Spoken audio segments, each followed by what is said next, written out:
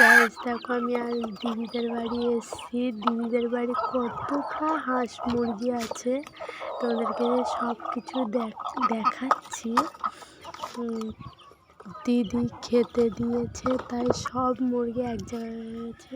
চলো তোমাদেরকে একটা জিনিস দেখাই, দেখতে থাকো। কতটা আমার দিদির বাড়ি পোলট্রি বাচ্চা চাষ করে, সেখানে কতটা বাচ্চা এসছে তোমাদেরকে তাই দেখাচ্ছি, দেখতে থাকো। কি সুন্দর লাগছে দেখতে বলো বাচ্চাগুলো। আমার তো খুব পছন্দ হয় ছোটো ছোটো কিউট বাচ্চাগুলো দেখতে।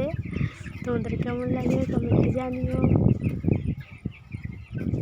আর এখানে পিছনের ভিউটা কত সুন্দর দেখতে, দেখো তোমরা। আমার তো খুব ভালো হয়, সারা মাঠটা পুরো সবুজ সবুজ হয়ে আছে।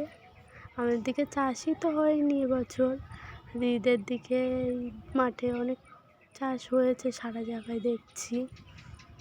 সুন্দর লাগছে দেখতে,